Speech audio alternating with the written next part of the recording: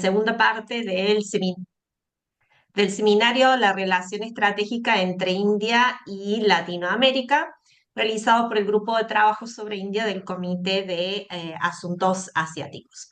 Vamos a tener dos bloques. En el primer bloque, cada bloque va a tener dos exposiciones y luego habrá unos minutitos para preguntas. Lo que les solicitamos al ser un evento virtual, que hagan las preguntas a través del chat, ¿sí? Para que no se genere confusión. Entonces yo las voy a ir leyendo cuando hagamos la pausa. Cada exposición va a tener 15 minutos y luego vamos a llegar al cierre. Entonces, para empezar, las palabras de bienvenidas las va a dar el doctor Jorge Malena, quien es el director del Comité de Asuntos Asiáticos del CARI. Muchas gracias. Jorge. Bueno, muchas gracias, Paola. Buenas tardes a todos. Es una alegría darles la bienvenida a este segundo seminario del año dedicado al análisis de las relaciones entre la India y América Latina, continuando la tarea iniciada en nuestro encuentro anterior realizado en el mes de agosto. Como recordarán, en aquella ocasión, el primer seminario nos permitió abordar la evolución de la política exterior india hacia América Latina, la inserción de las provincias argentinas en la India y la cooperación bilateral en el sector audiovisual. Hoy, en esta segunda sesión, vamos a profundizar otras dimensiones de este vínculo a los efectos de ampliar nuestro conocimiento sobre la diversidad de las interacciones entre ambos actores. El seminario de hoy se estructura en cuatro ejes temáticos que reflejan la multiplicidad de estrategias y perspectivas que caracterizan la presencia de la India en América Latina. En primer lugar, abordaremos la diplomacia cultural india en la región, analizando cómo los lazos culturales se han convertido en un canal estratégico para fortalecer la presencia de la India y consolidar vínculos de largo plazo. A partir de ello, nos detendremos luego en un fenómeno que ha captado particular atención en los últimos años, la expansión del soft power indio a través del yoga y el ayurveda, prácticas que trascienden lo meramente simbólico y se insertan de manera concreta en las sociedades latinoamericanas, generando redes de influencia y diálogo intercultural. En tercer término, vamos a centrar nuestra atención en el estudio académico de la India en la Argentina, evaluando tanto la historia de esta disciplina como su institucionalización en el presente. Reflexionar sobre la trayectoria del área de estudios indológicos nos permite no solo reconocer los avances logrados, sino también identificar desafíos y oportunidades para la formación de especialistas y el fortalecimiento de la cooperación académica entre ambas partes. Finalmente, examinaremos un tema de creciente relevancia estratégica: la política de la India respecto a los materiales críticos en América Latina, comprendida entre los años 2014 y 2025. Este eje nos permitirá analizar cómo los recursos naturales se han convertido en un componente central de la estrategia política y económica de la India y cómo ello impacta en las relaciones comerciales, diplomáticas y científicas. Al abordar todos estos temas, el objetivo del Comité de Asuntos Asiáticos y de su grupo de trabajo sobre India no es solo presentar información, sino fomentar un diálogo multidimensional que nos permita comprender las complejidades de la presencia india en América Latina, sus potencialidades y desafíos, y sus implicancias para la cooperación futura en diversos ámbitos. Confío en que las exposiciones y debates de hoy enriquecerán nuestro conocimiento y abrirán nuevas líneas de análisis. Por último, quiero agradecer a todos los expositores por su compromiso en la preparación de las ponencias. a los participantes, a todos ustedes por acompañarnos y a los organizadores, en particular a la magíster Sabrina Olivera, coordinadora del grupo de trabajo sobre India, que han hecho posible esta segunda edición. Cedo entonces las palabras para dar inicio al primer bloque. Muchas gracias por la atención. Muchas gracias, Jorge. Entonces damos comienzo. La primera exposición, como ya se marcó, la diplomacia cultural de India en América Latina, a cargo de Sabrina Olivera. Yo al minuto 12 voy a decir que faltan 3 minutos, voy a interrumpir, así saben el tiempo que les queda para la presentación. Adelante, Sabrina. Muchas gracias, Paola. Bueno, voy a compartir pantalla. A ver, sí, está.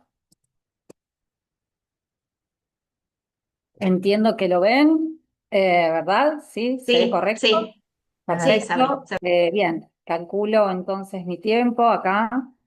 Gracias, Paola. Bueno, en primer lugar, muchísimas gracias al doctor Malena y a la doctora Lía Rodríguez de la Vega por el apoyo institucional en la organización de este evento y, por supuesto, a las autoridades del CARI por este espacio y por siempre también dar este apoyo a nivel institucional, no solamente como grupo de trabajo, sino también como comité. Así que efectivamente nosotros ya comenzamos en realidad con este seminario donde abordamos la relación entre India y Latinoamérica y en esta segunda oportunidad hemos advertido que, bueno, 3 de las 4 exposiciones son de carácter cultural, por lo tanto nos parecía propicio en ese sentido eh, comenzar con un marco más general para entender de qué estamos hablando cuando hablamos de diplomacia cultural y sobre todo por qué es tan importante tener en cuenta y estudiar la cultura de India, ¿no? India es desde ya una civilización antigua de más de 5.000 años, con vínculos a partir de la actuación de comerciantes y viajeros que fueron difundiendo la religión y la cultura, tanto en Asia Central como en el sudeste asiático, el Medio Oriente. No obstante esto, digo, y además la relevancia de la cultura dentro de la civilización india, lo cierto es que la cultura con fines de política exterior recién se hizo visible en las últimas décadas. En efecto, se ha empezado a entender que la cuestión cultural es un apoyo a esta diplomacia política y económica que despliegan los países, entendiendo todo esto en un marco de esta famosa distinción del poder duro y el poder blando que hace Joseph Nye, en donde considera que el poder blando es ese poder que se ejerce a partir de los medios intangibles, ¿verdad? Ahora bien, me gustaría detenerme también en esta cuestión de la cultura y que no tiene que ver nada más con los aspectos más sociales. La cultura también tiene toda una dimensión económica, tiene un valor económico. Y lo obvio, por supuesto, es el beneficio o el producto de, por ejemplo, las industrias creativas, todo lo que tiene que ver con la industria cinematográfica de India, por ejemplo.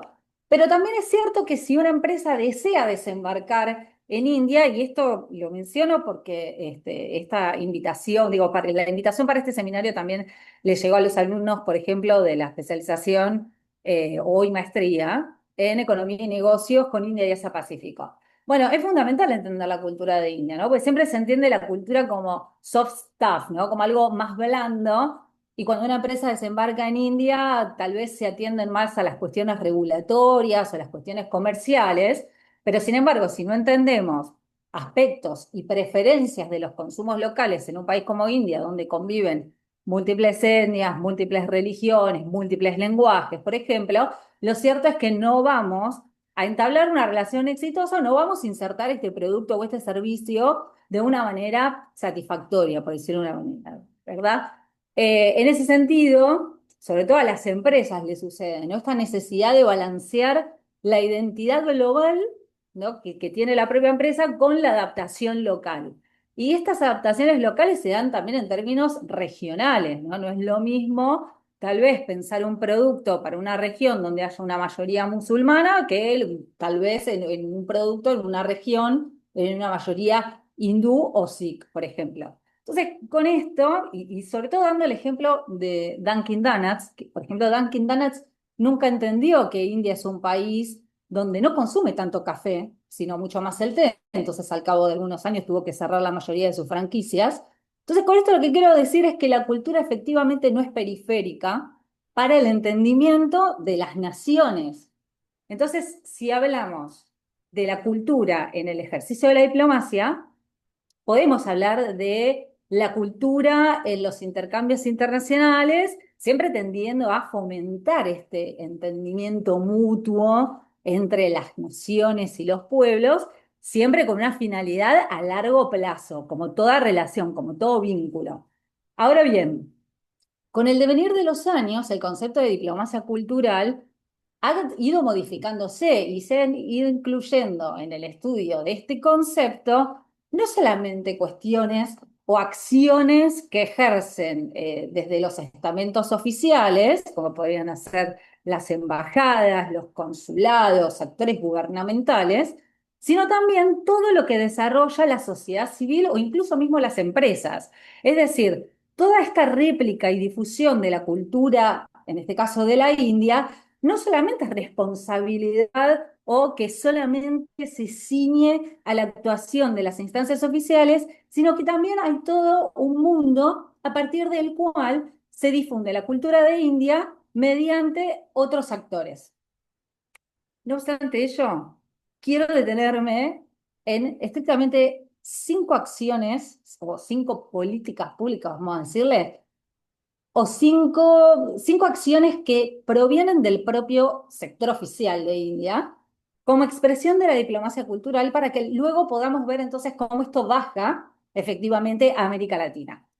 El primer caso, la primera política de diplomacia cultural por excelencia de India es la creación del Consejo Indio para las Relaciones Culturales, ¿no? El famoso ICCR que fue concebido como podría haberse concebido en los institutos Confucio de China, la Alianza Francesa, el British Council, digamos, vendría a ser el brazo ejecutor de la política cultural de India, pero que en un primer momento no fue entendido como política exterior, algo que mencioné al inicio de esta exposición, sino que muy por el contrario, durante los 20 primeros años funcionó en la órbita del Ministerio de Educación. Y no se hablaba de diplomacia cultural, sino que se hablaba de relaciones culturales internacionales. Por supuesto que el ICCR funciona con distintos centros alrededor del mundo con una dualidad de actuaciones, ¿no? Por un lado, promover las clases, los intercambios, las becas y demás, y toda otra parte también de difundir la cultura india y la organización de eventos. En segundo orden, otra de las acciones, otra de las políticas públicas que fue concebida en la década de los 80 por Indira Gandhi, que en ese momento era la primera ministra de India, es el Festival de India, los famosos festivales de India. Festivales de India que se hacían por país de manera itinerante, de manera simultánea, en distintas ciudades de ese mismo país, con la intención de dejar de lado esta imagen estereotipada de India de un país espiritual donde además hay pobreza, sino con la clara intención de vincularlo con razones o con aspectos más modernos de la India.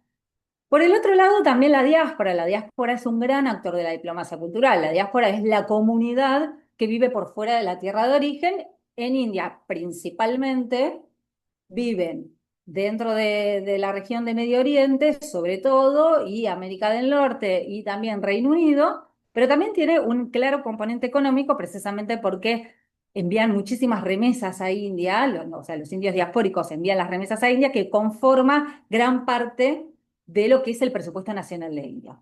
Y otras 2 últimas acciones a partir del 2014, que es la Declaración del Día Internacional del Yoga y el Ministerio de Ayush, que no voy a abundar sobre ese tema porque precisamente Gustavo Cansobre me va a continuar en este entendimiento.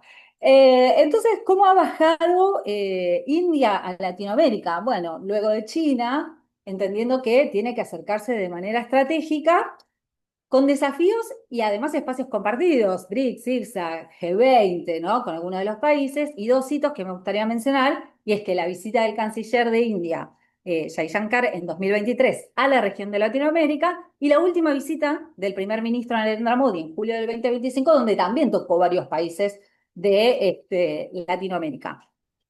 Entonces, ¿cómo se ha dado esta diplomacia cultural en Latinoamérica, en función de esas políticas que yo mencionaba anteriormente, bueno, los festivales de India se han desarrollado, algunos aquí en Latinoamérica, especialmente en Perú y Cuba, pero no fueron los mismos festivales que se han implementado en su primer momento, ¿no? Ahora son festivales mucho más cortos y diría que hasta incluso en los lugares donde existen los ICCR, fueron reemplazados por estos festivales, pero los festivales que organiza el ICCR en realidad difunden la cultura de ambos, ¿no? La cultura de India, pero también la cultura latinoamericana.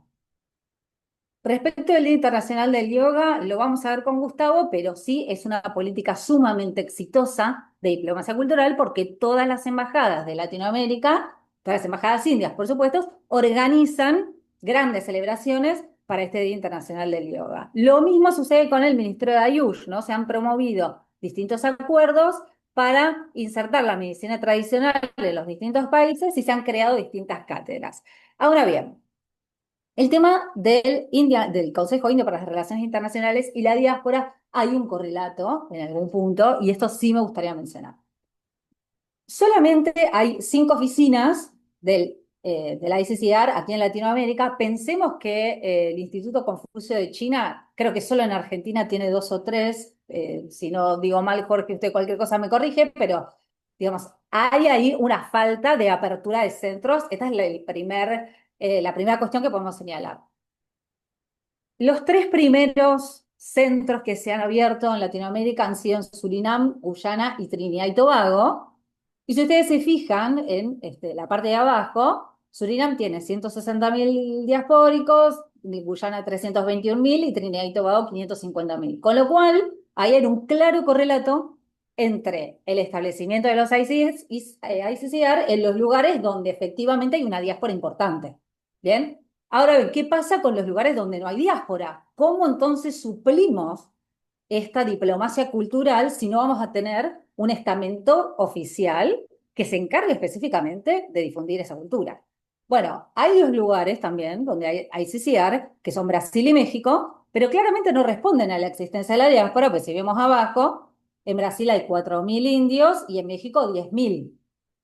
¿Y esto qué significa? Que en otros países, y en estos sí menciono Argentina, donde tenemos 2.600 diaspóricos, en proporción tenemos nosotros más que Brasil, y sin embargo acá en Argentina no hay una ICCR.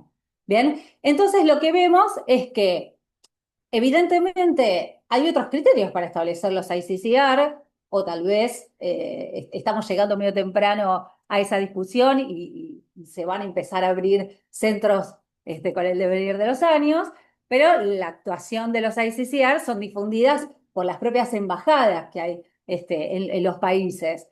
Por otra parte, también es cierto que si uno advierte la estructura gubernamental de India, hay un solapamiento de las funciones de la ICCR con las divisiones de diplomacia pública que hay dentro del Ministerio de Relaciones Exteriores de India y también del Ministerio de Cultura, con lo cual ahí parece que esa diplomacia cultural está un poco desarticulada.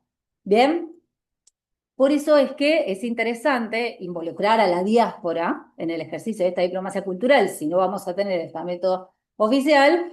Y, por ejemplo, una de las cuestiones que no suceden y que no hay en toda Latinoamérica es el hermanamiento de ciudades o de estados, como sí utiliza mucho China, por ejemplo. Entonces, para ir cerrando, porque efectivamente ya estamos llegando a la finalización Sí, del tiempo. 2 minutos te quedan. Muchas gracias, Paola.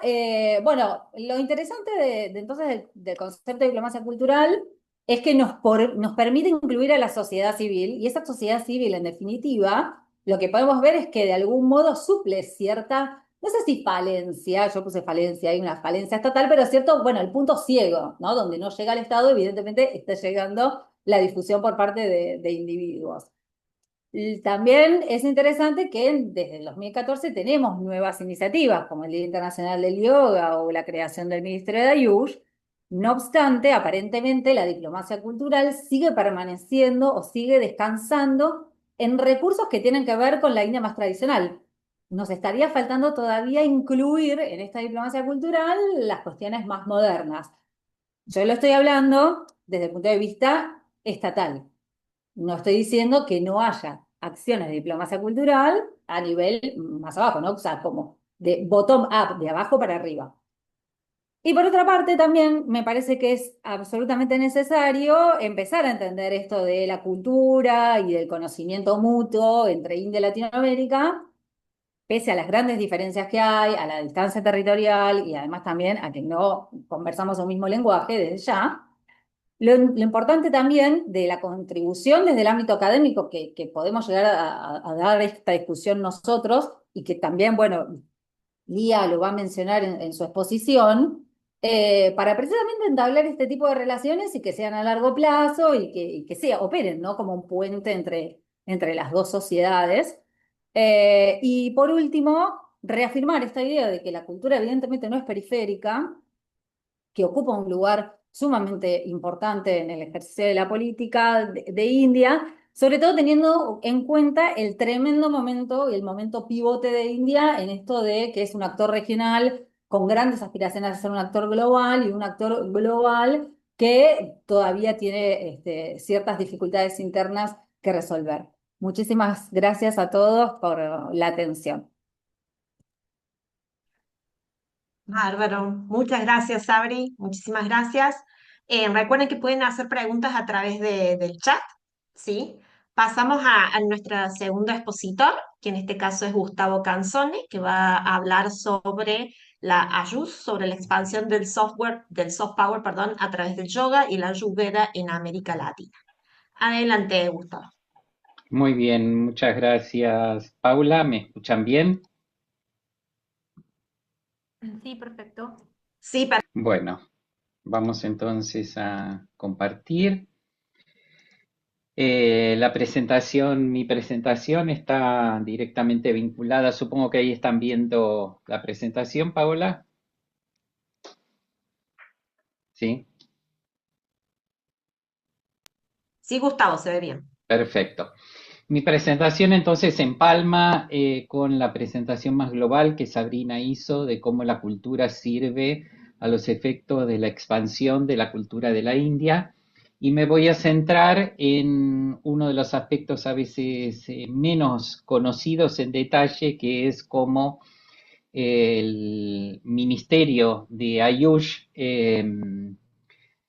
ha sido el brazo ejecutor justamente de este propósito. ¿Qué quiere decir Ayush? Bueno, Ayush es un acrónimo que reúne los nombres de 5 o 6, y en realidad incluye una más, al menos explícitamente, disciplinas propias de la gran tradición de la India en sus diversas regiones.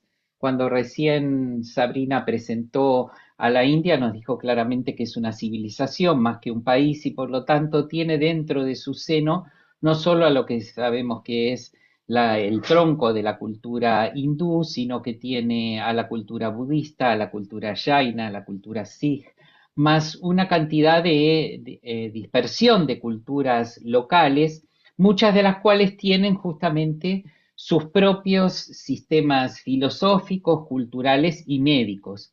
Y por lo tanto, entonces, Ayush está significando y simbolizando a través de ese acrónimo, en primer lugar, el Ayurveda, la medicina tradicional de la India. Cuando decimos medicina tradicional, porque a veces no conocemos todo el Ayurveda en su extensión, no es el propósito de esta presentación presentar lo que es el Ayurveda, pero sí recordar que es una medicina como tal, una medicina que tiene más de 500.000 médicos, que tiene hospitales, que tiene especialidades, no es simplemente una terapéutica curativa, que los médicos se reciben después de estudiar tantos años como estudian los médicos alopáticos occidentales.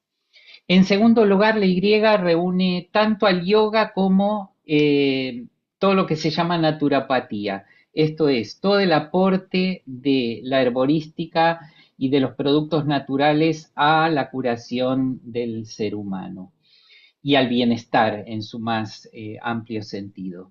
Unani, que es una medicina que se practica en ciertas zonas de la India y que ha tenido orígenes en la cultura griega y luego enriquecida por el paso por Persia y finalmente en la cultura árabe. Un sistema propio de la cultura tamil, la cultura que habita en el sudeste de la India, una de las culturas más antiguas de la India, que es el Siddha, Y por último, la homeopatía, que sabemos que es originaria de Alemania, pero que llegó a la India y se estableció como un sistema médico propio que la India adopta. Y desde el 2018 el término Ayush ha sido incorporado en una comisión de terminología científica y técnica del gobierno de la India para que se utilice no solo como difusión y no solo como nombre administrativo, sino en todos los estudios que se hagan de esto.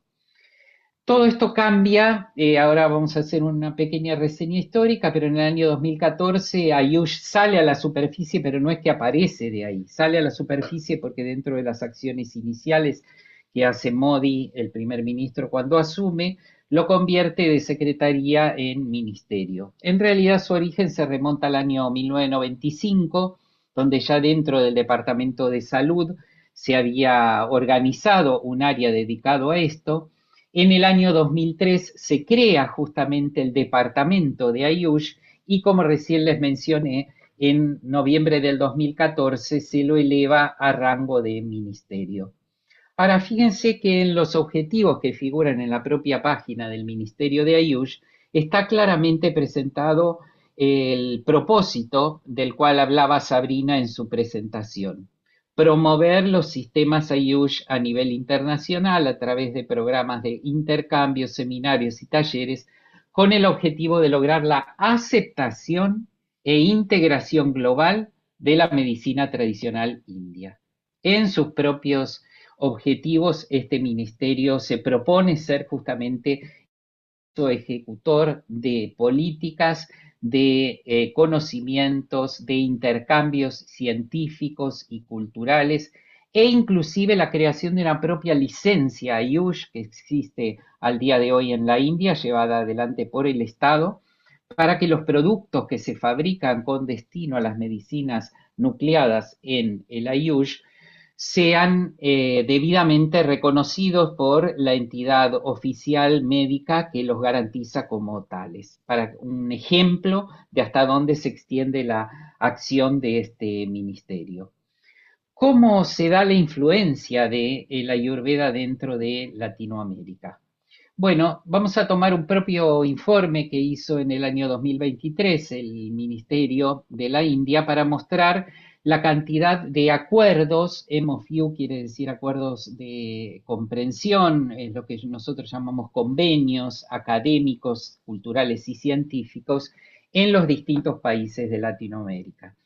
En Brasil, uno de los lugares donde la Ayurveda está más establecido, tanto en una diversidad de centros universitarios donde el Ayurveda se dicta dirigido específicamente a médicos y profesionales de la salud, como en otra serie de institutos que no solo hacen capacitaciones de posgrado para los médicos y los profesionales, sino también para el público general. Tenemos ahí varios ejemplos de cursos que van, fíjense, desde 400 horas hasta 1500 horas por distintos tipos de instituciones, todas avaladas en Brasil por el Ministerio de Educación. Nosotros en Argentina tenemos uno de los lugares donde el Ayurveda cuenta con mayor antigüedad de reconocimiento a nivel académico, en gran parte por la labor que viene realizando la Fundación Ayurveda Prema, que en el año 2000 comienza los cursos dentro de la Universidad de Buenos Aires, los cursos de posgrado para médicos, y a partir de allí una diversidad de acciones que bajo la dirección del doctor Jorge Berra ha llevado adelante. Pero no es la única, encontramos desde ya la presencia del Ayurveda y de las tradiciones del yoga en los ámbitos universitarios en forma líder en Argentina, con una gran universidad que desde hace 60 años presenta un título de grado que cuenta con el estudio específico de las culturas orientales y un título de pregrado en cuanto a la formación en el yoga. No exclusivamente y específicamente en el ámbito de la Ayurveda, en la Universidad Nacional de Rosario se está dictando actualmente la en la Facultad de Ciencias Médicas. Hay una segunda tecnicatura de yoga bajo el programa de Yoga y Salud Integral en la Universidad del Gran Rosario, con un título de pregrado de 3 años, y también algunos cursos de pregrado en la Universidad de El Salvador y en la Universidad Favaloro. Incluyendo todo esto, la apertura también de cátedras, lo mencionó Sabrina en su presentación, en particular una cátedra que ha sido aprobada para que sea eje ejecutor, brazo ejecutor del programa de Ayurveda del Ministerio de Ayush en Argentina, justamente al doctor Berra, a través de la Fundación Ayurveda Prema. Vemos ahí la presentación que se hace, la firma que se hace del acuerdo ante el primer ministro Narendra Modi, y junto con también consejos de investigaciones en las ciencias ayurvédicas. Luego tenemos un convenio de cooperación firmado con Cuba y otro que está activo en Colombia en particular con presencia en 3 instituciones, 2 universidades y un instituto universitario, donde se están desarrollando justamente actividades en forma de diplomados o programas de educación continua. Y quizás una de las cosas más importantes para mencionar, en los 4 países de Latinoamérica en los que la Ayurveda está actualmente reconocido por los sistemas nacionales de salud. Esto es, que se reconocen las coberturas a nivel de todos los profesionales que brindan esa asistencia dentro de los sistemas de obras sociales, prepagas y demás, que son Colombia desde el año 2007, fue pionera, y luego Brasil, Cuba y Nicaragua. Pasando al ámbito del yoga, que es otro de los grandes brazos de trabajo del Ministerio de Ayush, el ya mencionado y bastante conocido quizás de todas las acciones culturales y de presentación, el Día Internacional del Yoga, que se celebra desde el año 2014 por iniciativa de las Naciones Unidas a raíz de una presentación que hace el propio ministro de la India, Narendra Modi, en su famoso viaje hacia Nueva York, donde presenta este proyecto que luego sería aprobado por 175 estados y donde además se toma como fecha, la propia fecha propuesta por el gobierno de la India, que es el 21 de junio, el solsticio de verano en el hemisferio del norte, una fecha particularmente significativa para todos los pueblos tradicionales que buscan organizar sus ritmos de vida en cuanto a los ritmos propios del universo, porque es el día más luminoso del año, no para nosotros que estamos desde ya en el universo, en el hemisferio sur, y para nosotros es el día más corto y menos luminoso. Y hemos visto muchas veces esta imagen de Narendra Modi practicando Hatha Yoga junto con indios, o como fue en este año con diversos invitados de distintos países hacia el evento. Y también otro elemento importante que quería destacar hoy, que no es a veces tan conocido como estos eventos populares que son solo de alcance de ciertas oportunidades, pero es el sistema de certificación internacional instituido por el Ministerio de Ayush, tanto para las instituciones que enseñan como para los instructores que dictan distintos tipos de capacitaciones, clases y formaciones de yoga. Esto fue lanzado por el Ministerio de Ayush en el año 2018 con un programa de certificación que se realiza a través de las diversas agencias internacionales que existen para certificar, como puede ser las más conocidas Bureau Veritas, por ejemplo, algunas propias de la India, otras internacionales, destinadas a que, por un lado, se presenten instituciones para ser acreditadas y, por el otro lado, profesionales para ser reconocidos. El propósito fue en su momento en la India y quizás sigue muchas veces siendo debatido, porque uno de los objetivos del ministerio, como lo explicita aquí en su propio folleto, es dar uniformidad al yoga. Y esto ha generado gran debate interno porque a lo largo de toda su larga historia desde su prehistoria, desde hace 4.500 años hasta por lo menos 2.500 años de historia escrita, el yoga tiene a la diversidad como una de sus características propias, pero también ante el fenómeno contemporáneo de que se comienzan a desarrollar bajo el nombre de yoga disciplinas que distan de ser competencias propias de ella en función de sus raíces, es que entonces el ministerio se propone uno de esos objetivos. Y vamos a ver Gustavo, justamente, quedan sí, 2 minutos. Dos bien, minutos. perfecto. Aquí tenemos entonces los dos ámbitos en los que trabaja este sistema, el sistema de acreditaciones para instituciones y el sistema de certificaciones para los profesionales.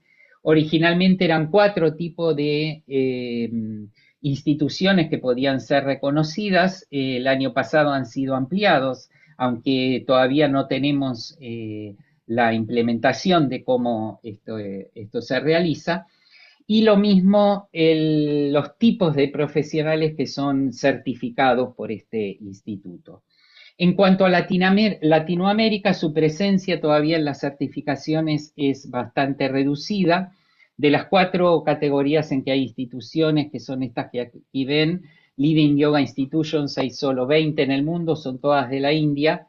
Luego le sigue Yoga Institutions, que son 14 en el mundo, y en Argentina tenemos el honor de haber sido la primera institución de habla hispana en ser reconocida como tal en el año 2022, la Fundación Hastinapura, y un año después la Escuela de los Valores Divinos, con sede en Ecuador y en otros países también de Latinoamérica, dentro de esas 14. Y luego en los Yoga Training Centers, que son simplemente centros de enseñanza de yoga, hay 64 en el mundo, ninguno de Latinoamérica, y 4 centros de terapias. Y por último, dentro de ese propósito de unificación, desde el año 2015, en cada Día Internacional del Yoga, se vuelve a difundir este protocolo para la enseñanza del yoga que incluye toda una diversidad de elementos que son desarrollados en sus presentaciones, tanto en cuanto a los fundamentos históricos filosóficos como a las principales asanas que tienen que estar presentes en las viñasas, esto es, en la sucesión de prácticas que se llevan adelante. Como vemos entonces, el yoga y el ayurveda están orgánicamente estructurados desde India para convertirse en esto que Sabrina presentaba, a diferencia quizás de lo que ella mencionaba en cuanto a la expansión de la ICCR, aquí hay un propósito bien claro y bien organizado para promover la presentación de India en el mundo y el reconocimiento de su gran legado, tanto espiritual como científico.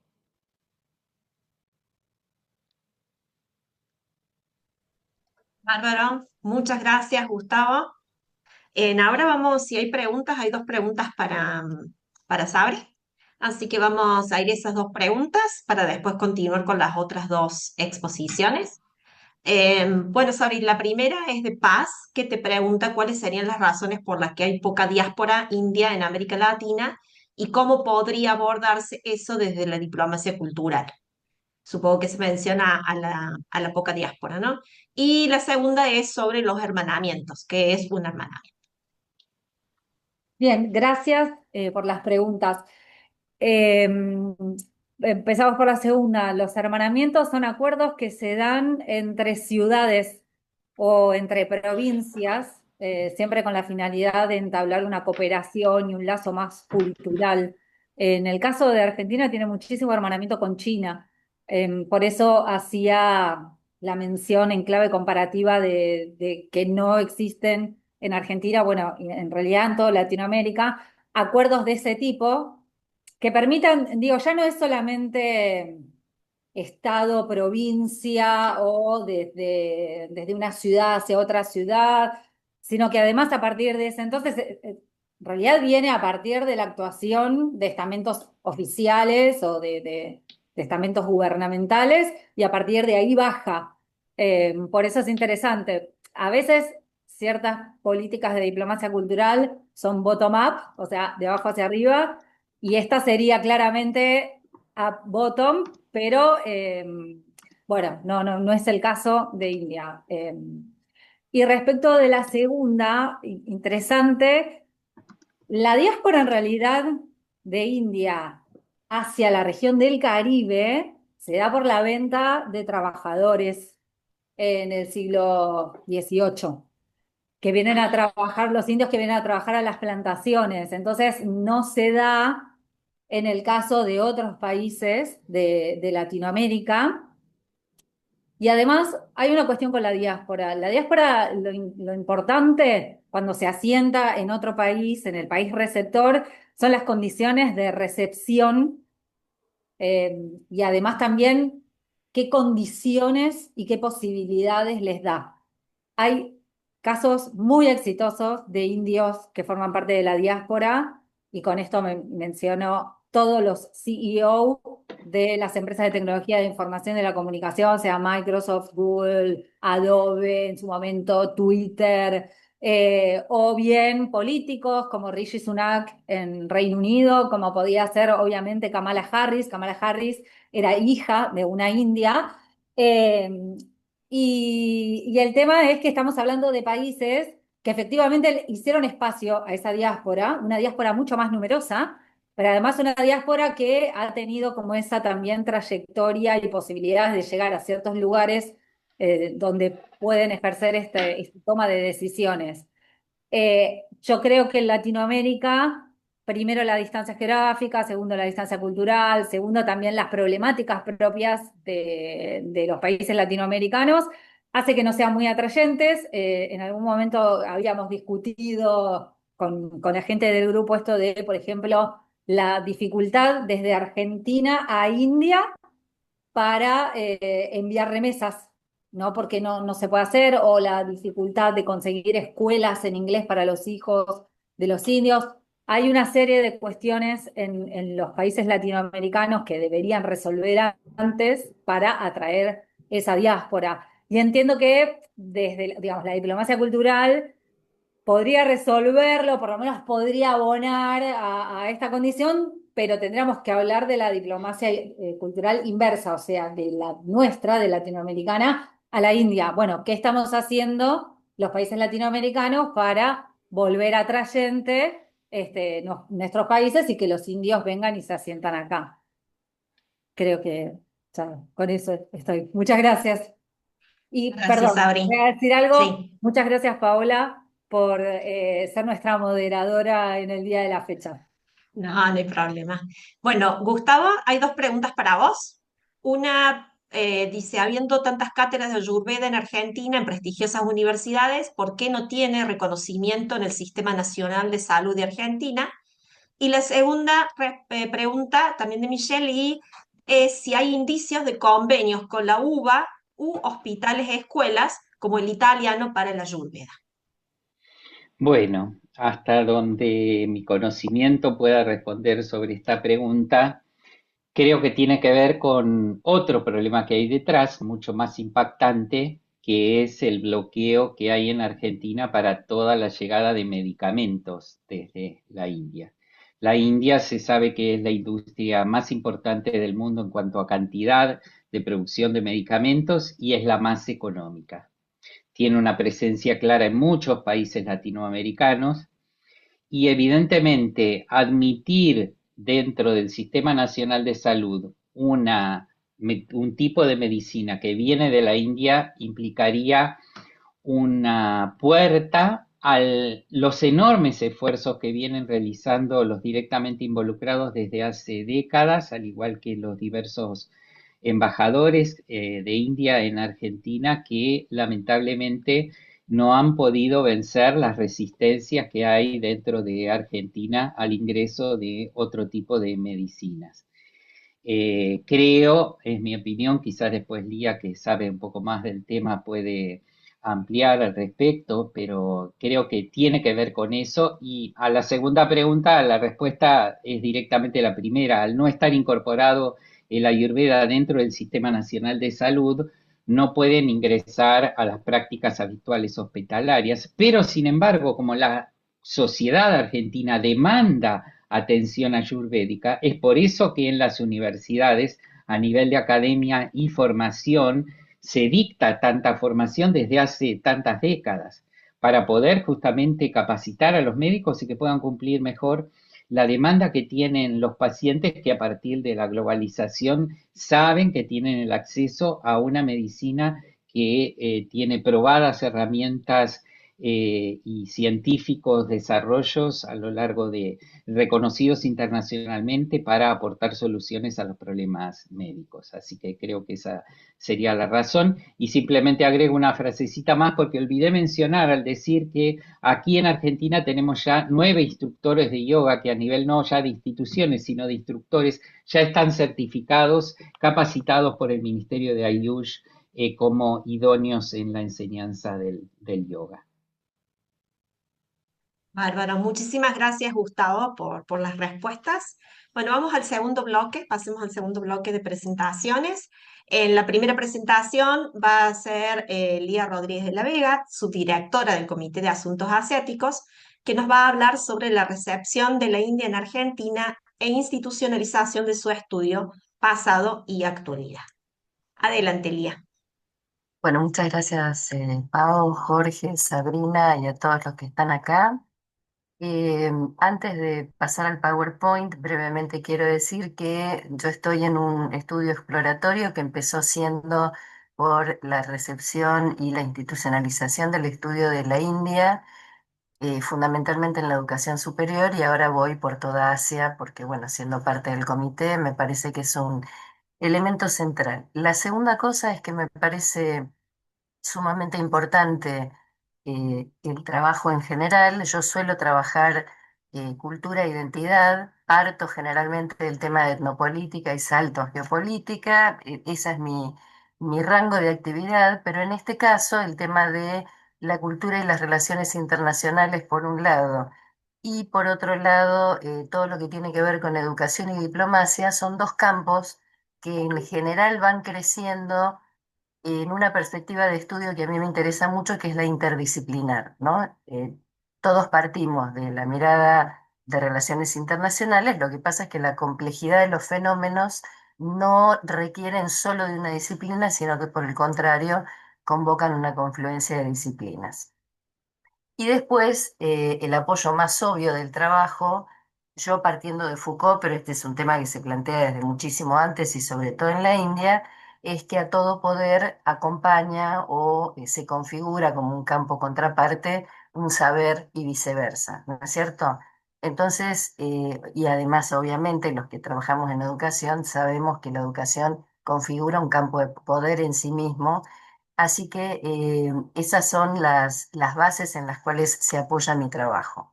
Apago la cámara simplemente para que no haya un desastre con mi propia conexión y luego pase algo y se corte. Mil perdones.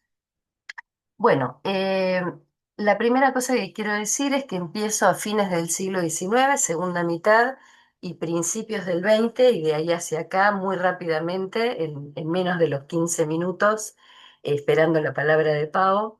Entonces, para ese momento de la historia, la primera cosa que pasa en Argentina específicamente es que nosotros, hasta la segunda mitad del siglo XIX, habíamos sido tributarios de una mirada orientalista de los europeos, ¿no? ¿Qué quiero decir con eso?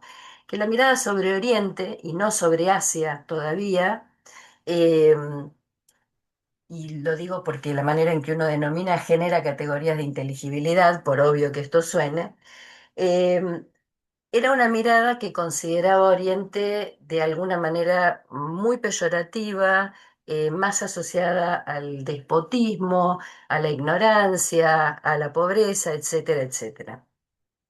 En paralelo con eso, cuando estamos en el siglo XIX, lo que nosotros tenemos es una segunda oleada de conquista y colonización, y es también el momento histórico, y sobre todo en la segunda mitad del siglo XIX, cuando empieza a haber cambios tan marcados en Argentina, donde se empieza a institucionalizar en Europa mismo todo lo que tiene que ver con estudios de Oriente, ¿no? Y entonces la conquista y la colonización de Europa empieza a generar todas esas grandes producciones de diccionarios de las lenguas que aún nos siguen sirviendo, del primer saber cierto que va a terminar instituyéndose en cátedras y en publicaciones que también van a llegar a la Argentina, en traducción o en el caso de algunos miembros de la élite que viajaban y que podían hablar aquellos idiomas como el francés en una lectura directa.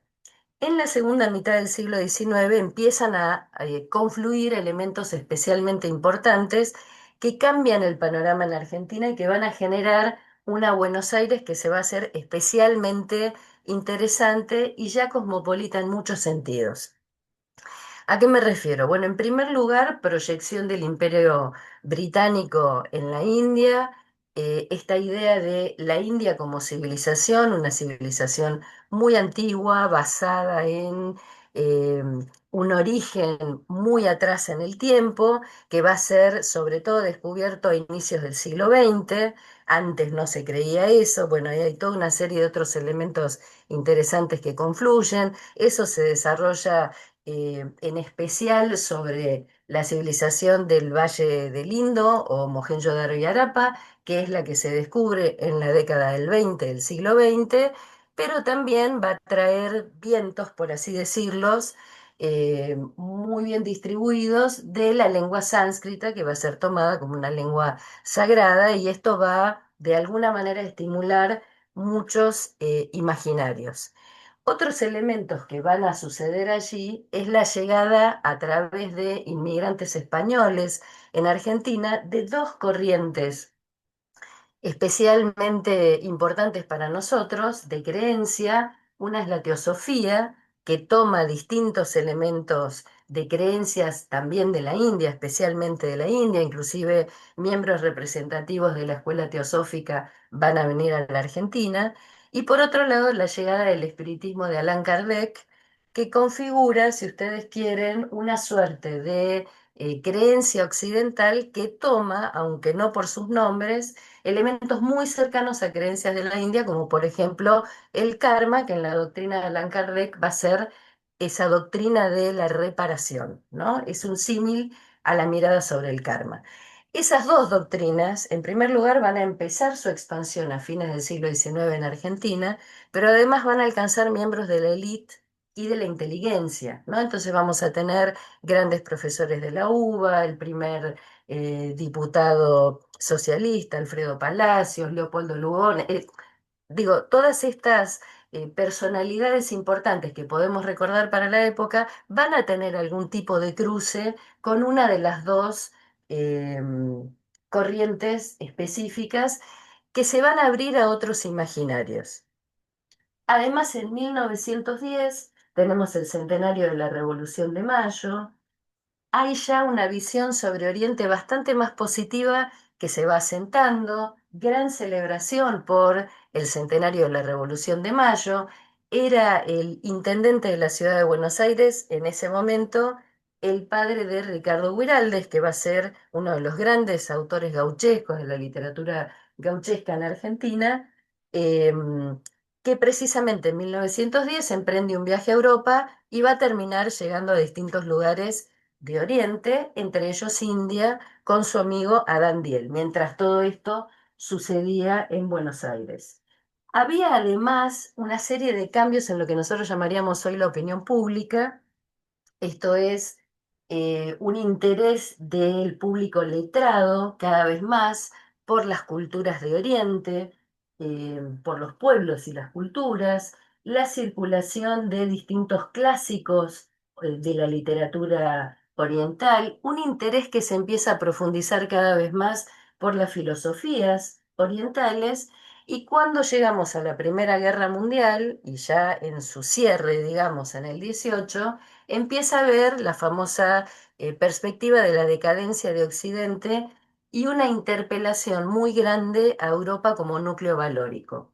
Y esa interpelación muy grande va a llevar a la búsqueda de un espacio ético-valórico, si ustedes quieren, en otro lugar del planeta, y claramente Oriente era el candidato obvio, fundamentalmente la India de manera particular, que además ya en 1920 concurre con otro hecho específico, que es el hecho de que Gandhi, la figura de Gandhi, que ya se había incorporado al movimiento independentista de la India desde 1915, empieza a aparecer en la prensa estadounidense. Y a partir de ahí, la prensa del mundo, nosotros sabemos todos que Gandhi era un personaje muy consciente de lo que es la diplomacia pública, un señor que se ha empleado mucho en eso, ha tenido muchas inteligencias, pero bueno, entre ellas la captación específica de esta temática. Y más allá de eso, teníamos, como yo les decía anteriormente, la circulación de obras clásicos de Oriente, como por ejemplo Las Mil y Una Noches, la Bhagavad Gita, las Rubaiyat, etcétera, etcétera, ¿no? Empiezan a llegar en traducciones de todo tenor. Y se va a poder ver el hecho de que algunos personajes importantes, eh, intelectuales, tal vez no necesariamente muy conocidos, publican inclusive reseñas de obras de este tenor porque tienen acceso o han viajado a lugares como Italia, como Francia, etcétera, donde ya esa bibliografía empieza a circular traducida.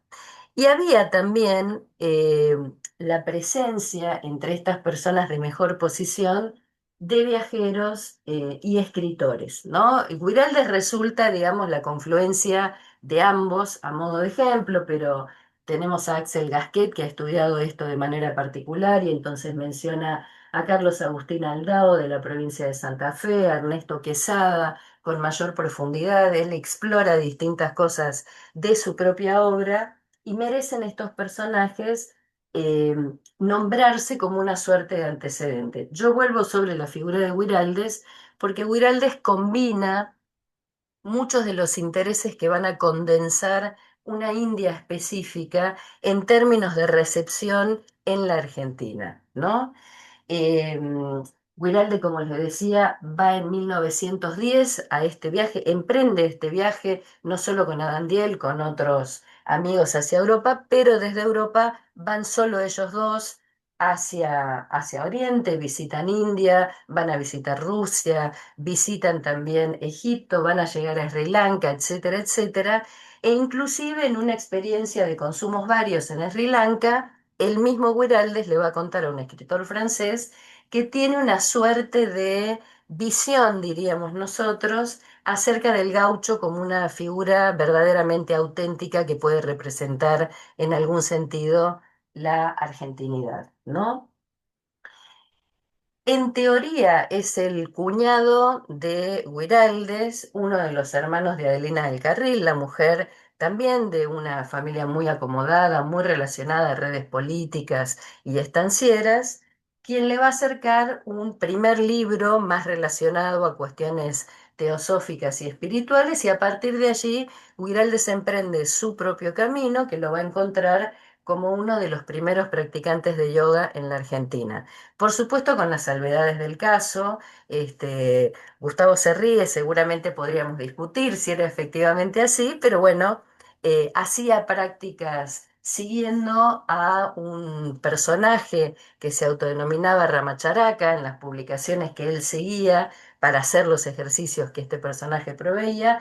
No sabemos si sabiendo o desconociendo que en realidad Ramacharaka no era una persona de origen indio, sino que era un abogado de Chicago que gustaba de la práctica yógica, la conocía y veía la beta económica de esa proyección específica, ¿no?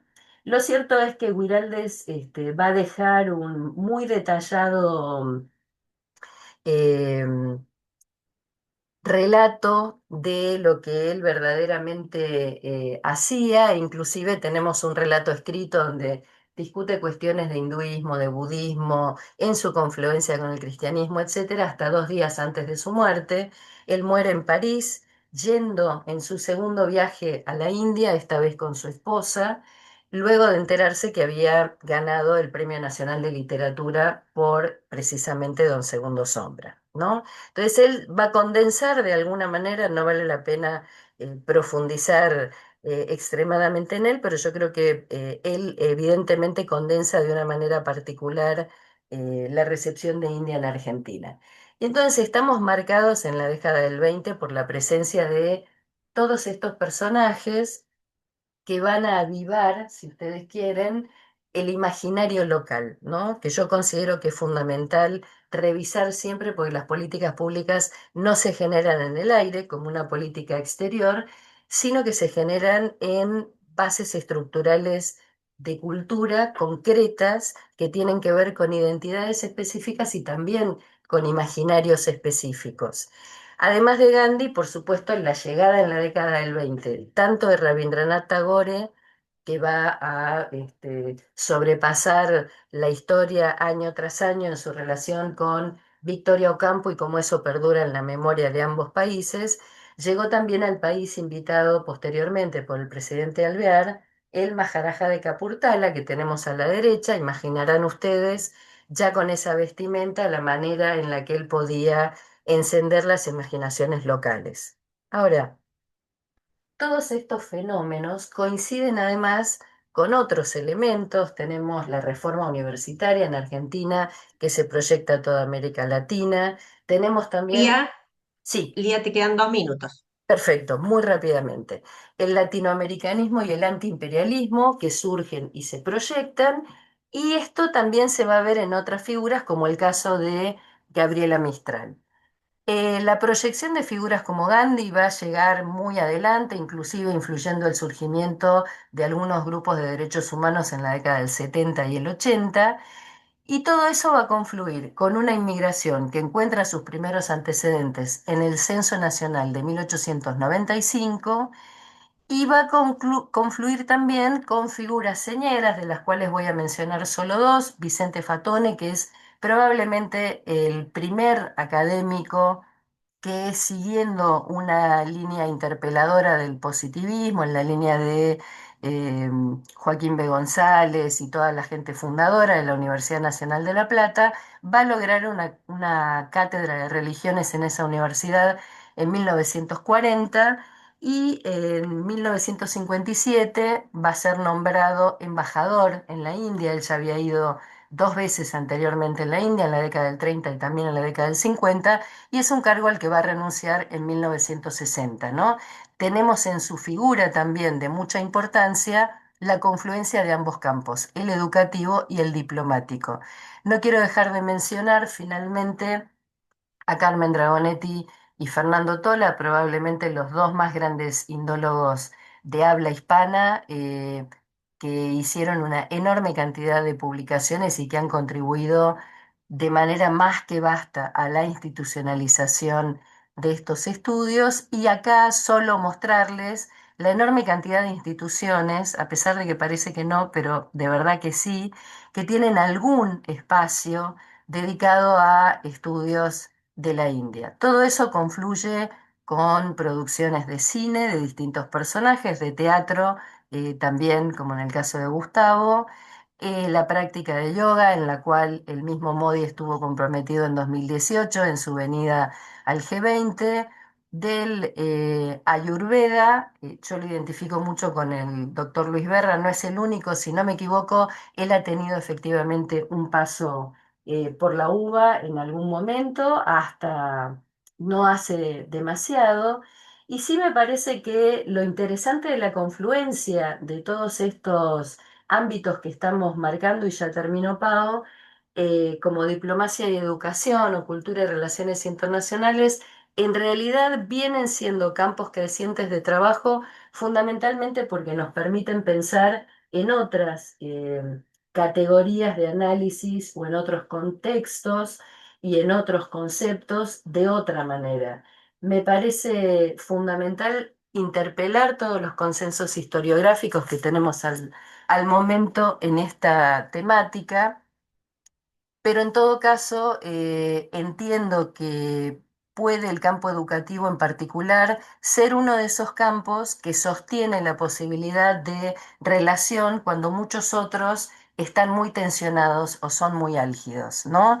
Me parece que verdaderamente es un espacio donde se pueden generar redes de cooperación firmes que apunten a la innovación y al desarrollo y que sean muchísimo menos álgidos que otros campos, especialmente en tiempos tan inhóspitos. Muchísimas gracias. Muchas gracias, Lía, muy interesante. Vamos a ir con la última exposición de este bloque, este segundo bloque, y después pasamos a las preguntas y el cierre. Este segundo bloque, esta segunda exposición será la de Tomás Listrani, miembro del grupo, quien nos hablará sobre la estrategia de minerales críticos de la India en América Latina. Tomás. Muchas gracias, Paola. Hago extensiva también las palabras de todos los colegas hacia el Comité de Asuntos Asiáticos, hacia el CARI, por permitirnos organizar el seminario, esta segunda fase. Voy a compartir pantalla, igual que también las exposiciones anteriores. Ahí se ve, ¿verdad? Todavía no, Bueno, ¿no? pero un minutito. Dice, ahora sí. Genial, cualquier cosa me avisa.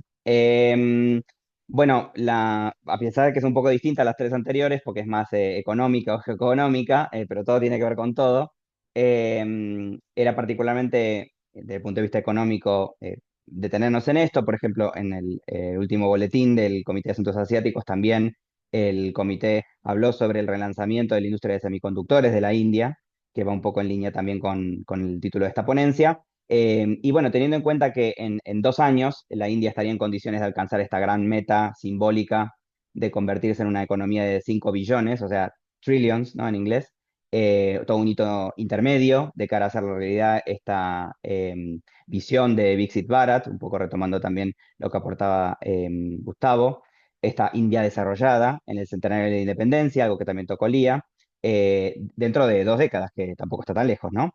Em, la búsqueda de los minerales críticos por parte de la India es cada vez más, obviamente, acuciante. Entonces, nos planteamos estas preguntas, sobre todo en relación con América Latina: qué es lo que entiende India por esto y por qué le importa, a qué se debe y en qué vectores se ha expresado hasta el momento el acercamiento a América Latina, y hacer algún pequeño balance así introductorio de cuáles son los alcances o logros de la India hasta el momento, ¿no? La búsqueda de minerales críticos como el litio, el cobalto, los elementos de las tierras raras.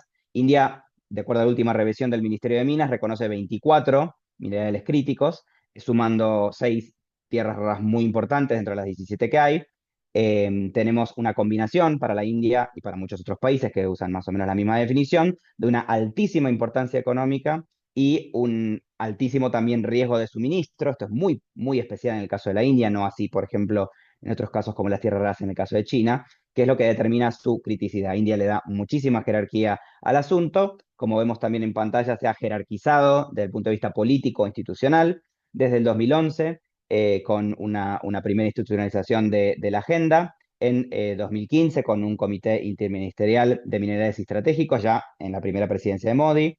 En 2023, una estrategia de minerales críticos, otra vez ya usando el término propiamente dicho, y este año la Misión Nacional de Minerales Críticos, recambiándolo de 2023, que tiene más o menos mandato hasta 2031, una suerte de plan plurianual en la materia que se va a revisar a continuación. India sabe que para continuar su camino al desarrollo como se lo propone, tiene el imperativo estratégico de lo que los propios documentos de los ministerios de India ponen como una cadena de valor exitosa para la India, no solamente en este caso, en muchos otros también, pero que, como vemos en pantalla, implica que la India controle todos los eslabones de la cadena de valor, desde río arriba, como se dice, ¿no? La exploración y la extracción, como hasta bien, bien río abajo, como vemos hasta aquí, en la recuperación o el reciclado de muchos de estos materiales que, dicho sea de paso, por supuesto, tienen una alta vida útil. Em, ¿Por qué tiene un imperativo estratégico la India de reducir su dependencia? Porque sobre todo la tiene de China. Y garantizar fuentes diversificadas de estas materias primas es una prioridad para el gobierno de Modi. Bajo la administración de entonces de los últimos 10 años, la India puso en marcha numerosísimas iniciativas bilaterales, visitas oficiales, acuerdos y proyectos para asegurarse que todos estos minerales vitales, que son para los vehículos eléctricos, las energías renovables, o la fabricación de alta tecnología, no peligraran por esta dependencia. No tengo tiempo en ahondar en la tabla, pero simplemente para situar a América Latina dentro de todo esto, desde el punto de vista del valor, de acuerdo a, otra vez, todos los indicadores que la propia India está tomando y publicando, digamos, como un cálculo estratégico dentro de su diplomacia de minerales. Esto es específico para el sector de los minerales. China claramente tiene una criticidad altísima, Hay otras regiones donde India espera sacar una tajada importante, hay un valor no menor, pero si lo comparamos, por ejemplo, con alguien a quien asociaríamos como, con mayor potencialidad, como Rusia, por ejemplo, por ciertas asociaciones, o el vecindario inmediato, como la propia Asia del Sur, el valor estratégico para la India reviste en el compilado es mucho más bajo que, por ejemplo, América Latina, es decir, nuestra región, que está, vamos a ver por qué, en el promedio, más o menos a la par del valor o el interés que tiene Europa o Estados Unidos en promedio. Lo que voy a señalar ahora entonces son algunos elementos centrales de la estrategia de la India en América Latina en 5 países en materia de minerales críticos. Me interesó estudiar las asociaciones específicas con cada uno de los 5 países que vamos a ver, no son todos obviamente, lo que más me gustaría que nos llevemos es que se registran como por lo menos hasta ahora 2 fases, sobre todo siguiendo a Modi, de 2014 a 2019, o sea, su primer mandato, los primeros pasos exploratorios, podríamos decir de alguna manera, de 2019 a 2024 a 25, en esta segunda etapa, algunas asociaciones y ya proyectos mucho más concretos, que todavía en términos de números son magros y falta ver cómo van a crecer estas iniciativas, pero que se puede esperar que ya mismo en los próximos años, en el próximo lustro, sea muy, pero muy significativo. O sea que estamos justo en el punto de inflexión, pero más importante en esta diplomacia minera para la India. En el caso de Argentina, tenemos que, sin hacer uso del Consejo Argentino para hacer autobombo de la nación, sabemos que desde el punto de vista de los minerales críticos, podríamos decir que hasta la fecha es el país donde más avanzado está el tema, mucho más que Brasil, donde la agenda es muchísimo más densa, mucho más que en otros países donde objetivamente o cuantitativamente podría estar más avanzado, como Chile o Bolivia. Realmente la densidad de la alianza es formidable. Hubo viajes presidenciales mutuos, hubo un ingreso a la International Solar Alliance, hay memorándum de entendimiento, específicamente mencionando los minerales críticos, y tenemos en el último año, año y medio, desde enero del 24, el acuerdo con Cabil, por 5 proyectos de litio en Catamarca, hubo visita del secretario de Minería, proyectos de exploración de la India propiamente, y en segundo lugar, que es lo que me interesa, fijémonos en lo último, conjunta con Estados Unidos y Australia. Lo que vamos a ver como tema general, y Argentina es como si fuera una muestra perfecta de esto, es que no solamente que de 2014 a 2019 India tanteó, y ahora de 2019 en adelante India avanza, todavía sin muchos resultados, pero avanza, sino que si tuviéramos que caracterizar o definir de manera sucinta cómo América Latina es vista o operada, digamos, por la India en este tema, no lo hace sola, que esto es importante y también nos permite verlo en otros terrenos, como la Alianza Artemis, por ejemplo, en términos espaciales. India avanza con aliados globales, como por ejemplo Estados Unidos y Australia, en esta Alianza para la Seguridad de los Minerales, MSP, de la cual la India es parte, y es a través de esta que es muy posible que nosotros veamos que India avance en la región. En segundo lugar, Bolivia, hubo una primera visita presidencial y un memorándum de entendimiento, se ingresó a la misma alianza que Argentina sobre la producción y abastecimiento y financiamiento de energía solar, fotovoltaica. A partir de la inestabilidad institucional en Bolivia y sobre todo en la presidencia de Arce, hubo muchos intentos, se nota, de la India por concretar avances, pero sin ningún resultado. Y recién, la semana pasada, acaso por el cambio electoral también, hubo una renovación hasta 2029 del memorándum sobre geología y recursos minerales, que es como la India llama, no solamente en América Latina, sino con todos los socios, a este primer instrumento de asociación estratégica bilateral con los países. Por ahora Bolivia no tiene tanto en concreto, pero sí se puede esperar que en el próximo mandato del nuevo gobierno boliviano se pueda avanzar en algo más concreto. En el caso de Chile, ellos tenían un acuerdo de alcance parcial, se amplió 10 años después, en 2017, de vuelta dentro del primer mandato de Modi, se envió una delegación especial a la India de Chile para promover la industria del litio chilena en los inversores indios, hubo visitas presidenciales, memorándum de entendimiento sobre el cobre, que es otra cosa que también le interesa a la India en términos de Perú, por ejemplo. No es un mineral crítico en sentido estricto, pero sí es un insumo también crítico para la India en sentido más general, porque el 90% del cobre India lo importa, entonces América Latina lo necesita ahí de su lado. En abril del 25 de este año hubo una mesa redonda bilateral sobre minería en Nueva Delhi, se trató litio, se trató cobre chileno y se renovó otra vez el memorándum homónimo que también muestra un creciente interés de la India, sobre todo en términos del circuito del Pacífico. Vamos al caso de Brasil, que uno esperaría que sería la alianza más densa desde el punto de vista de la vinculación sinérgica con otras agendas que tienen Brasil y la India en muchísimos aspectos que todos conocemos. Hubo visitas de alto nivel, obviamente del Ejecutivo, de las Cancillerías, y en 2019 un viaje off the record de Modi a inspección de uno de los minerales críticos, las plantas de niobio, que hay en Brasil, muy importantes para la India, ciertas tierras raras también. Se ampliaron las discusiones a níquel, a litio propiamente dicho, que Brasil está descubriendo reservas importantes, y hace nada, otra vez avances concretos, en septiembre de este año, acuerdo en una refinería de litio con la compañía brasileña CBL, en el marco, otra vez, India sola no, de una alianza con Estados Unidos de la MSP. Otra vez, India sembrando más fuertemente o apostando más fuerte, no sola, a pesar de que también avanza sola, sino también adentro de la MSP, sobre todo con Estados Unidos. Y Perú es el último caso, el que por ahora no muestra tanto en términos de minerales críticos, sí todo el tiempo en las negociaciones de el Tratado de Libre Comercio entre Perú y la India, que supuestamente está bastante avanzado. Hay 8 rondas de negociaciones ya sobre este aspecto y más de una década. Tenemos un memorándum de geología y recursos minerales exactamente igual. Hubo misiones de alto nivel de la Cancillería o equipos técnicos para evaluar la provisión de cobre o algunos temas de litio en el Perú, pero todavía, más allá de grupos de trabajo y una coordinación institucional y cooperación público-privada, no hay proyectos concretos en el caso de Perú. De los 5 sería, pues de alguna manera, el país que está más verde.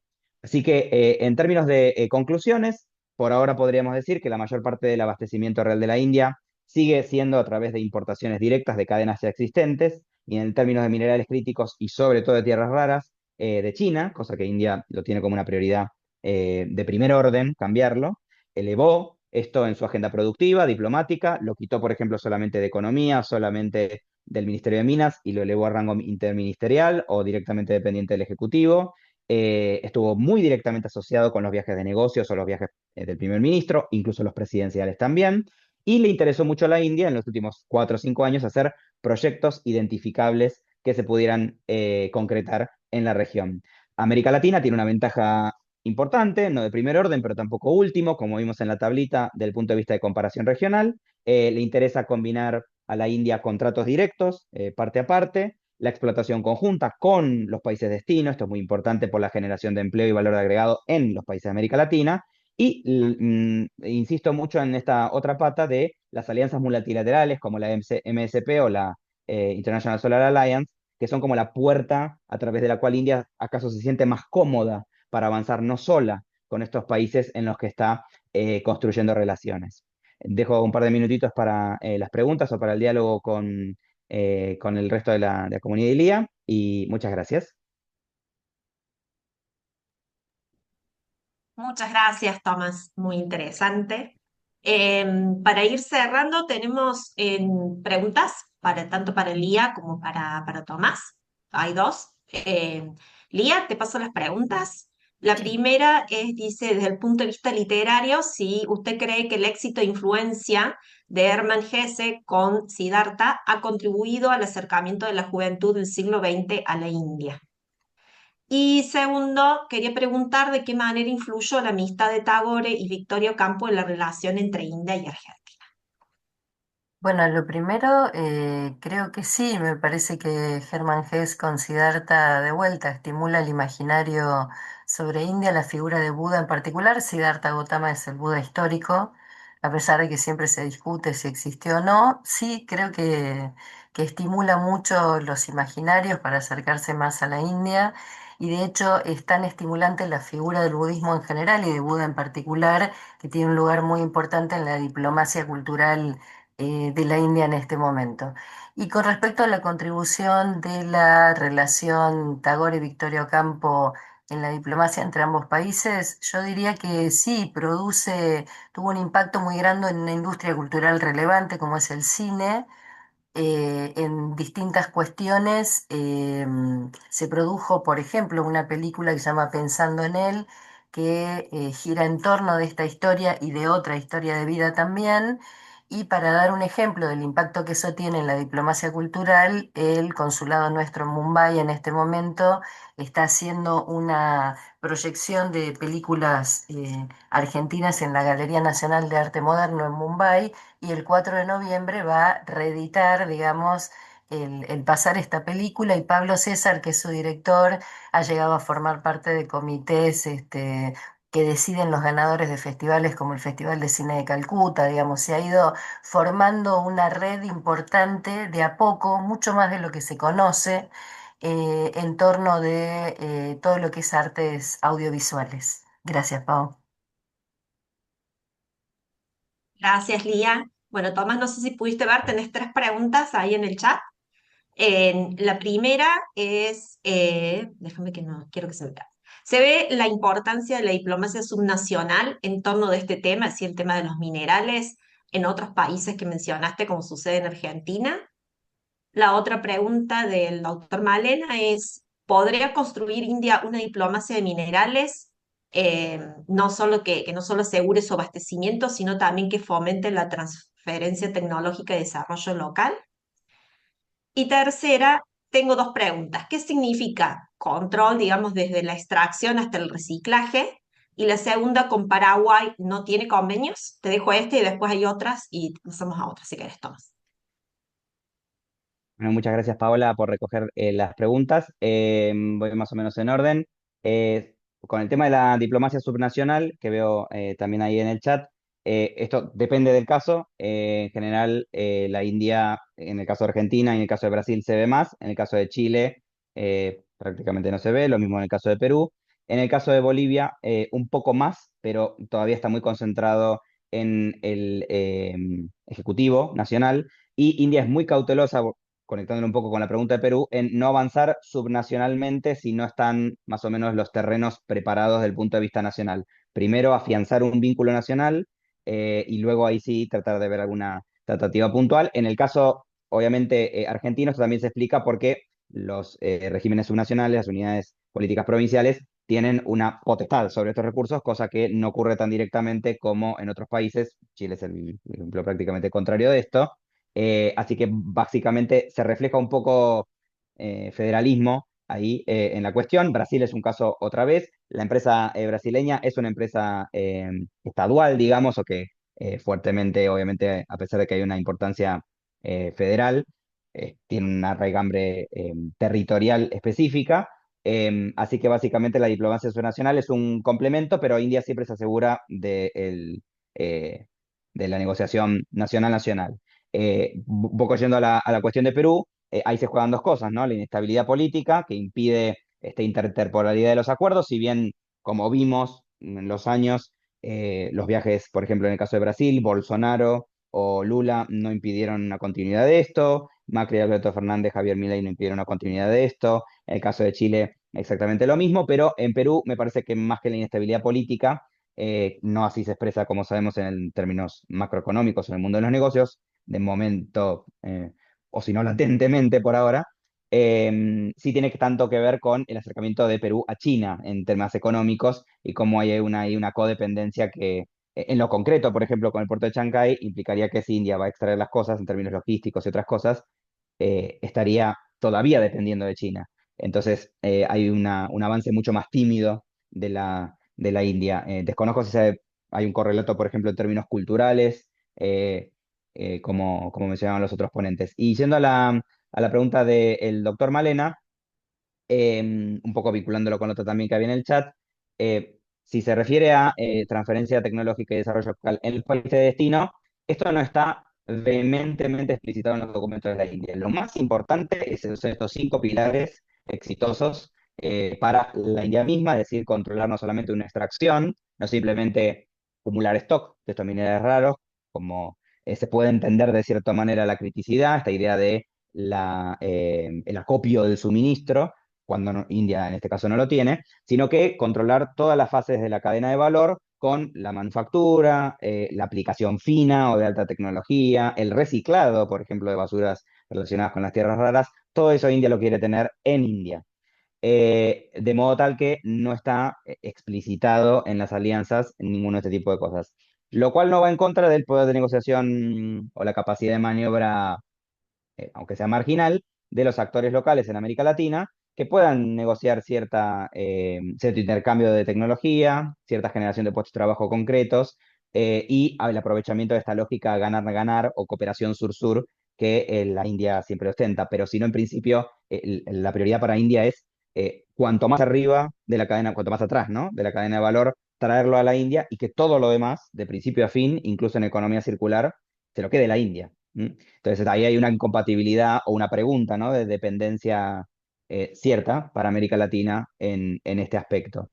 Un poco el tema de transferencia de tecnología y el desarrollo local se atenúa cuando está la MSP en el medio, porque esto no va únicamente a la India, sino que está Estados Unidos metido en el medio, Australia, Canadá, que es la que fundó, por lo menos en la cumbre en 2018, la MSP. Argentina, por ejemplo, es miembro del foro de la MSP, no es un miembro fundador, que son 14 países más la Unión Europea, y luego tiene 22 miembros satélites, que son justamente los países que tienen dotación de estos minerales críticos, como Kazajistán, Argentina, eh, muchísimos otros. Así que el desafío para América Latina justamente es ese, que las alianzas se traduzcan en desarrollo local y no solamente se lleven los recursos eh, India en vez de China o cualquier otro socio.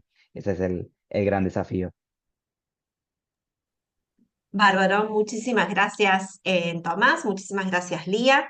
Antes de cerrar, quisiera agradecer la presencia de los embajadores Hugo Gobi y Argañarás y a Gabriela Yoshihara por acompañarnos, ¿sí? Que son directores, coordinadores de otros grupos de trabajo dentro del Comité de Asuntos Asiáticos. Para cerrar, digamos, cómo cerrar digamos, este encuentro más que interesante? Me parece que lo que queda claro de las tres primeras exposiciones es que la cultura es clave y es clave entre los vínculos entre los distintos actores internacionales, ya sea para acercar dos estados, para que dos empresas comercien, o hasta mismo para extraer minerales, es necesario la cultura y conocer la otra sociedad, ¿no? Conocer cómo se manejan, cuáles son sus valores, cómo se mueve el gobierno, pero más allá de eso, si no digo de lo cultural, ¿no? Entonces me parece que eso es muy interesante de ver. India se nos presenta y cuando uno habla con gente común como algo muy lejano y todavía sigue presentándose, ¿no? Como elefantes, no sé, monos, camellos, y creo que ese es un trabajo que desde nuestro lugar, sí, a través de la academia, sobre todo pensando lo que planteaba Elía, y yo pienso en una materia que dicto en la universidad, esto de sacar los prejuicios, ¿sí? Los prejuicios que hay respecto a China, a India, a Japón, el sudeste asiático, como algo lejano, exótico, que sorprende en el siglo XXI y con la tecnología que tenemos, la inmediatez, que se sigan dando esos prejuicios, ¿no? Entonces me parece que el trabajo, y que creo que le queda un trabajo más fuerte a India, que China sí ya lo tiene casi resuelto, esto de dar a conocer su cultura y su forma de ser para que no sea tan lejana y no sea tan exótica. Y los países latinoamericanos abrazarnos más a nuestra propia identidad, que también es para el occidente o el etnocentrismo es exótica o rara, ¿no? Si por ahí en Argentina se piensa que vivimos en el gaucho, arriba de un caballo, en medio de una choza de paja, ¿no? Si uno va a lugares de, no tanto a Europa, pero sí más a Estados Unidos. Uno va al centro, medio oeste de Estados Unidos y se piensa en eso. Entonces me parece que nosotros de nuestra propia reafirmación, de nuestra propia identidad latinoamericana, abrazar más estas culturas que son diferentes y que creo que nos enriquecen, ¿no? Desde lo que planteaba Gustavo, que tiene que ver con otras formas de ver medicina, de hacer salud, y acá vemos los juegos de poder. Como vemos los juegos de poder de una educación etnocentrista, vemos una salud etnocentrista occidental, ¿no? En que, aunque hay estos intentos también de aplicar la medicina china, por lo menos lo sé de varias universidades acá de Córdoba que tienen clases, etcétera, me parece que abrazar esa cuestión que se rechaza por pensar y no, digamos, no aceptar los saberes tradicionales e históricos por no ser los que son los nuestros o de nuestra base, ¿no? Lo otro, lo distinto, esta construcción de mi identidad en función de un otro que termino rechazando. Y lo último de Tomás, que me parece que es muy interesante, el tema de los minerales críticos es central en los últimos, sobre todo después de la pandemia, ¿no? Se ha vuelto como un eje central.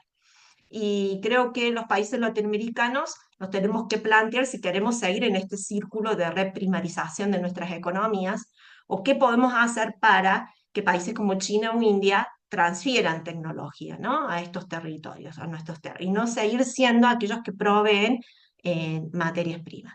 Quiero agradecer a todos por haber participado, por las preguntas, a nuestros expositores, a Sabrina y a Manuel, que son los que dirigen nuestro grupo de trabajo, y por supuesto a Jorge y a Lía, que son del Comité de Asuntos Asiáticos, por este evento y sobre todo por traer estas temáticas que son las que menos se hablan y creo que son las que más nos enriquecen. Bueno, muchas buenas tardes a todos y muchísimas gracias por haberse sumado a este encuentro. Gracias a todos. Muchas gracias, buenas tardes.